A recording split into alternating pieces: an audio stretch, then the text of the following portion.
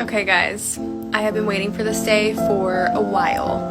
I'm about to open my wedding veil from One Blushing Bride. Can't say what I got done with it, but I can say it's a custom made veil and it has a lot of sentimental value, and obviously y'all will see it on my wedding day, but I'm about to open it for the first time.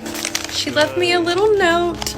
Fun fact, she is a believer and she prays over every bride and every marriage of her clients.